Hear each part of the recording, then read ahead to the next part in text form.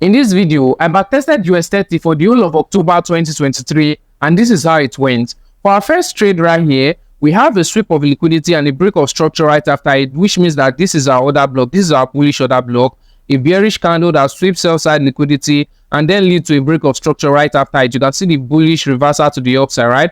So now what we're expecting is price to retrace back into this order block, and that was what I used for my entry, and then the displacement to the upside, right? And US30 is the pair that is only active in the New York session, and for me, New York session opens 14 o'clock, right? So I'll actually have to wait for 14 o'clock right here. So let's move more candles into the future.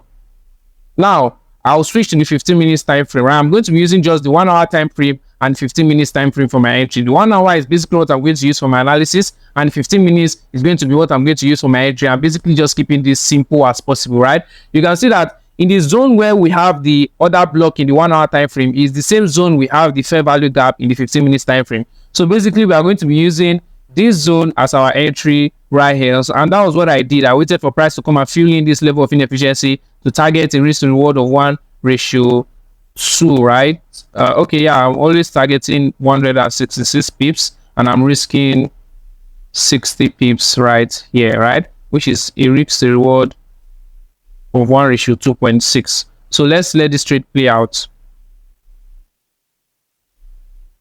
So the first trade was actually a win, right? 60 pips stop loss, and then the 166 pips take profit, and we actually smashed a profit. So I'll move back to 1 hour and let's move straight to the next trade setup that I took, right? So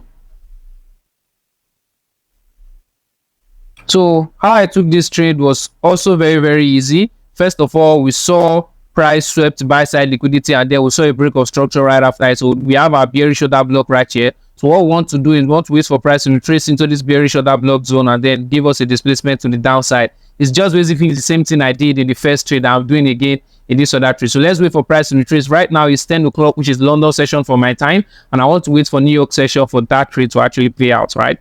So that was what I did. 11 o'clock, 12 o'clock. Right now I'll switch to the 15 minutes time frame, which is my execution time frame, and I'm going to wait for this trade to trigger, and let's see how it's going to play out. And the trade got triggered and instantly we move straight to TP, right? So this is very easy, right? You can see right here we have another liquidity right here that was swept in the 15 minutes time frame. Also we have a low probability order block in line with the higher time frame, which is the 1 hour order block, right? So we have a lot of things aligning together, right? Liquidity, low probability order block, 1 hour order block is also around this zone. So price just basically came here, trigger our entry, and then give us TP. It's as easy as that. So I'll switch back to the 1 hour time frame, and then we take another example, right? So I just hope you guys are following. This is basically just order block strategy, right? Order block, price comes to mitigate the order block, move straight to TP, right? So this is for Thursday. Now let's move straight to Friday. Okay, Friday we didn't take any trade. I think it was news day, so I don't basically take trades during news days, right? So because I don't take trade during news day does not mean that I'm going to risk taking trade when I'm backtesting, right? Because I'm treating this as my live account, right? So when you're backtesting, you're gaining more experience, so you cannot be careless when you're backtesting, right? So these are the trades I take with my mentees, and I just thought of sharing this video with you guys so you guys can see how I trade. This is basically how I trade. I wait for that sweep of liquidity, and when I see a break of structure, I wait for price to retrace into the other block that swept liquidity, and basically it's as easy as that. This is not that hard. I don't even switch through too many time frame. I like to look at the 1 hour time frame to identify my break of structure, and I use the 15 minutes / 5 minutes to actually take my entry, right? Sometimes the 15 minutes is going to be kind of sketchy, but then I'll find the fair value gap in the 5 minutes time frame, and I use that in taking my entry. It's as easy as that. So let's look at the third example. Basically I don't trade Mondays, but I was able to see an example that played out, or a setup that played out on the Monday, right? You see this candle sweeping liquidity. This red candle right here is sweeping liquidity, and then it's closed back inside the zone, and then the next thing, it's already London session, and London session is breaking structure to the upside. Let's see if London session really broke that structure to the upside.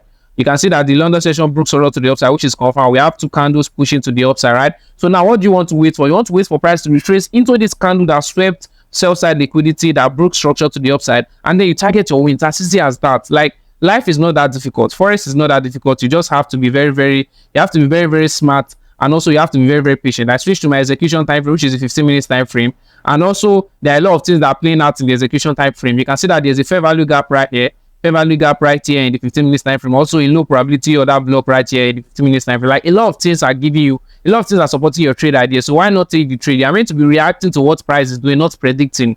Yeah, you're meant to predict to an extent, but then overall, don't let that sentiment in your prediction to cloud your judgment, right? Just let your trade play out the way the price wants it to play, right? Don't take your trade and expect price to do whatever you want. Do what price wants to do. Like, you need to see the future of where the price is going to. And what we are seeing right here in the 1 hour time frame, we saw price swap liquidity and we saw a break of structure in the 1 hour. And now in our execution time frame, we are seeing fair value gap. So we just wait for price to enter that fair value gap and distribute back to the upside, right? So let's see how that played out. Entry triggered in London session. You can see right here the entry triggered in the London session, right? So also, I'm always trading. US30 is a pair that is always, sorry, not London session, like New York session. US30 is a pair that is always active in the New York session. So in the entry got triggered in the New York session, and now we are moving straight to TP. You can see how it was so easy to actually hit TP in this territory, which was Monday. Although I'm very sure I won't take this trade on the live account if it was a Monday, but then I saw the opportunity. I just said, let me just try it if it's going to work out, and then it actually worked out. So let's move to our next trade example. Switch back to the 1 hour time frame, and also the next trade example was somewhere at the top right here. So let's see how that played out, how I was able to take that sell right there. All right, we actually swept sell side liquidity and broke structure to the upside right here. These are all sweeping sell side liquidity and broke structure to the upside. I don't know, I think this is one of the trade where I made a loss. I'm supposed to have waited for a retracement back into this other block zone and redistribution to the upside, because first of all, we swept sell side liquidity like my strategy always advised. Sweep sell side liquidity and then we broke structure to the upside. I still don't know why I was taking a sell right here. I think maybe it was excitement from taking too many wins right here, but then you see how I was able to take a loss. If I switch to the 15 minutes time frame, I'm sure this trade was one of those trades where I took a loss, but then it happens to the best of us, right? We also take losses as well.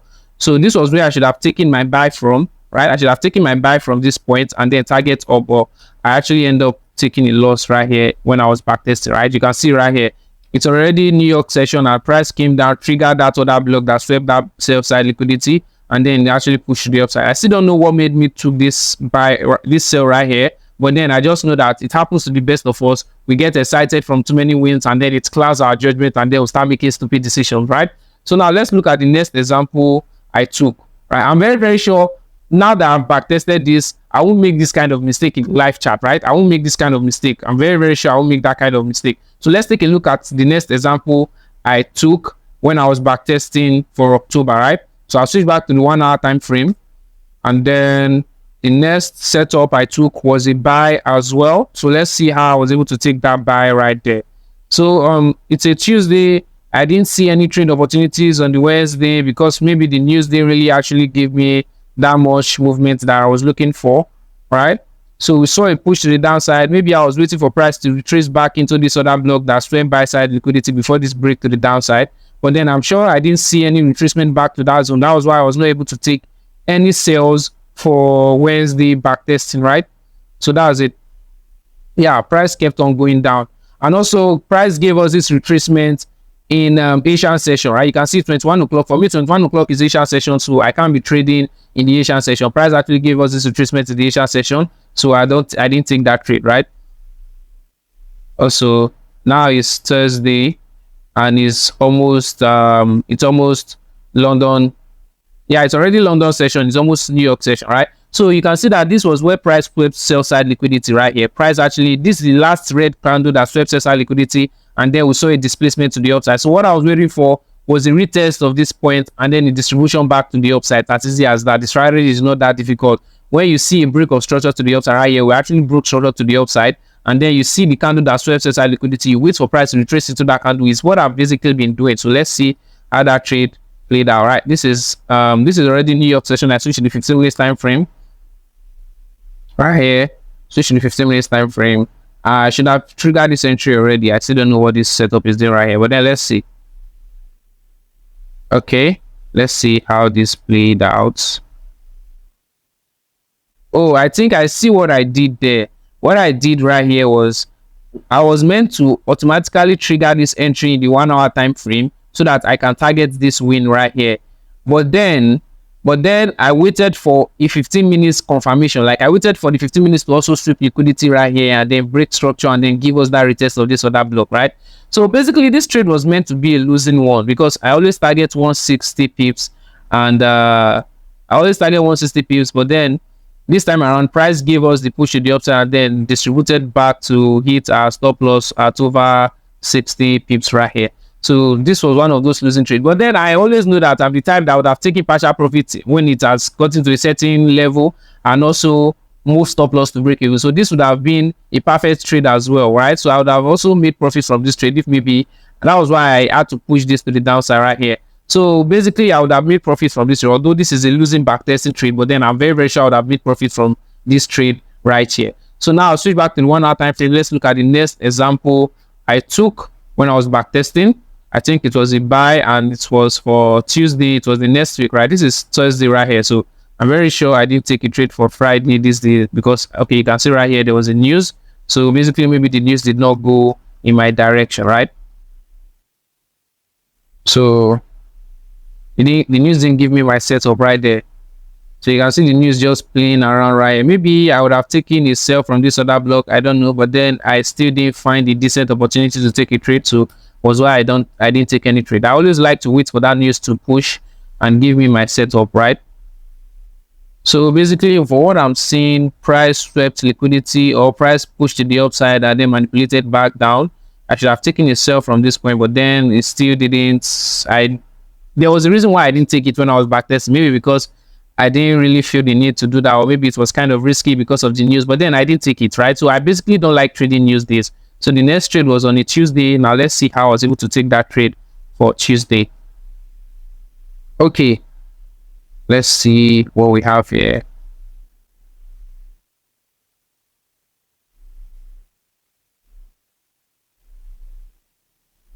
Okay, why would I take a buy from here? Let's switch back to the 15 and let's see what made me take a buy from this point right here. Okay, you can see price is consolidating. Price is consolidating right here, right? Although, yeah, price is consolidating right here. I want to see like a sweep to the downside and then a distribution back up, and then I want to see a retest of that other block that swept that sell side liquidity. Let's see. Yeah, this is a sweep, and then okay, yeah, this is the sweep, and yeah, this is the distribution to the upside. Price swept, distributed to the upside. I want to see a retest of this last candle that swept liquidity. This is the red closing candle that swept liquidity, and then it push back to the upside. I want to see a retest of this point, and then we'll start buying and then target that height. I think that was what I did right here.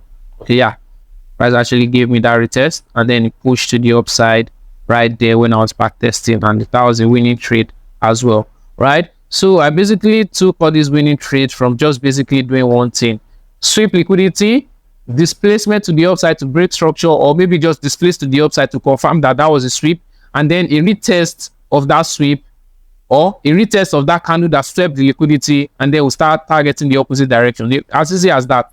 It's not very complicated. As easy as that. So let's switch back to the 1 hour time frame and let's look at the next example I took, which was a buy on a Wednesday, right? So let's see how I was able to take that buy trade right here. Okay, it's already London session. Now it's New York session. All right, you can see these two candles, manipulation candles, right? We have liquidity below this zone right here.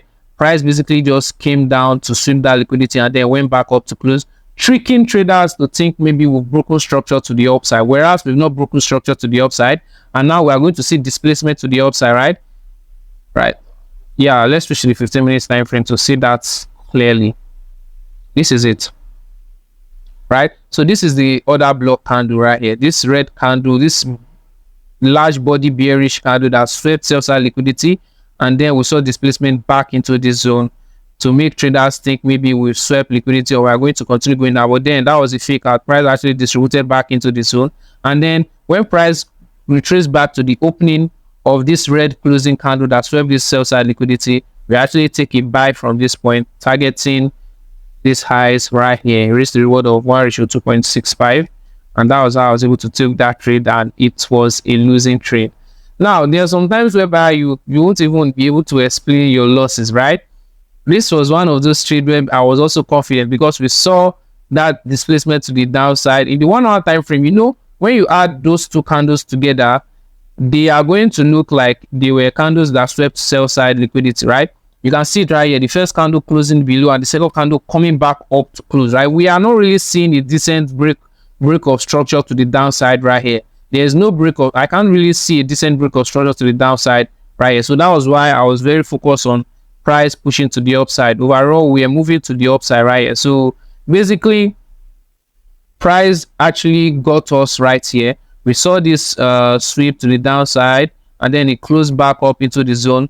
So basically, I was expecting this to be a sweep of liquidity, right? If you add these two candles together, it's basically going to look like a doji candle with a long lower wick, right? So basically, I was thinking maybe price swept liquidity to the downside, and then it's going to be pushing back to this high right here. But then I got caught. So, but if you check my losses and my wins, you see that my losses are very, very low. My wins are more. And then this is where risk management is going to save you again, because you'll be taking trades. There are some trades you are going to take that are going to be losing trades, and there are some trades you are going to take that are going to be winning trade. Even if your losses are more than your wins, on the average, if you're taking 10 trades and you're losing 6 and you're winning 4, and you're using a risk to reward of 1:2, it's going to be a winning trade, right?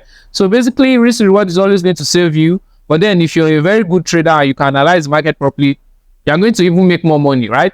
So basically, that was the trade we took for Wednesday, 18th of October. So let's look at the next trade we took, right? The next trade was for Thursday. This is Wednesday. This is Thursday backtesting. So now let's move to Thursday and let's see how we're able to take this trade right here, right?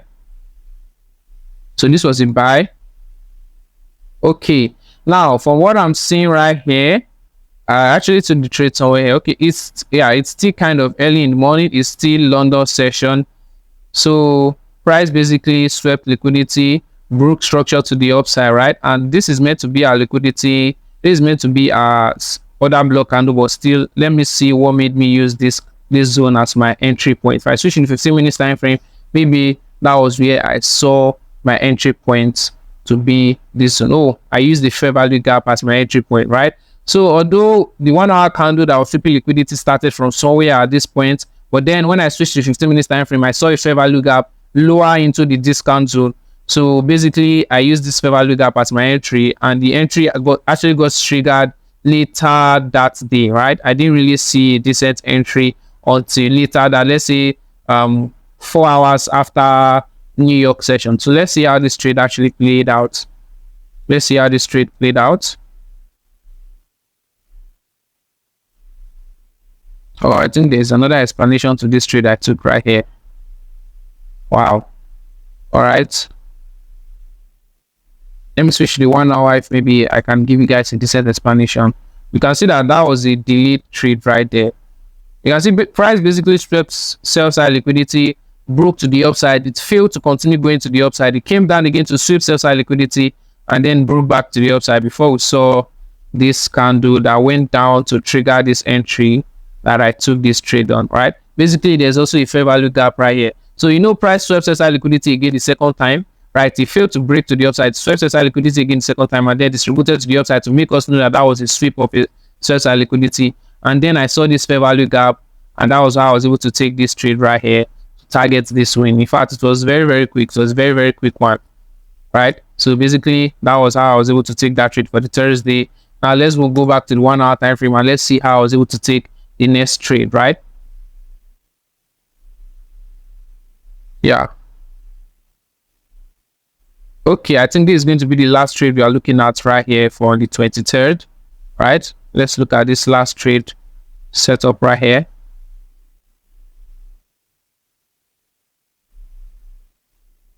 Okay. All right. From what I'm seeing right here, we have a break of structure to the downside, right? We have a break of structure to the downside. So definitely we are going to actually get a retest of another block or a fair value gap. But then let's switch to the 15 minutes time frame for a better explanation on how I was able to take that trade. Yeah, that's it. So you can see this is the up close candle that swept buy side liquidity. And then after sweeping buy side liquidity, we broke a structure to the downside right after it. So what I was expecting was maybe a retest back into this other block. So you can see that was what I used as my entry. This up close candle that swept buy side liquidity and then broke structure to the downside. So basically that was how I was able to take this trade right here. So now it's still this is also kind of another trade that actually happened later after the New York session, right? So this trade actually got triggered later in the New York session and then gave us a win, right? Yeah, this was actually a winning trade. So far we're able to make how many losses? With 6 winning trades and 3 losing trades, right? A total of 9 trades when I was backtesting, and I took those 6 winning trades and 3 losing trades, right? So basically, if you look at it again, I'm a very decent trader. I think my strategy works, and I can confidently say that I'm a decent trader. But then that does not mean that I cannot take loss. Loss is inevitable. All traders actually take losses, right? But then, even as a new trader or a beginner trader, if you take losses, it shouldn't harm you, because risk management should be there to back you up, right?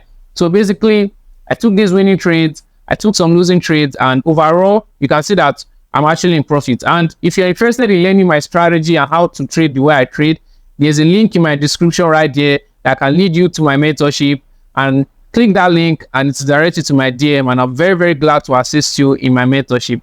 Peace. Do like, share, and subscribe, and I'll see you again some other time.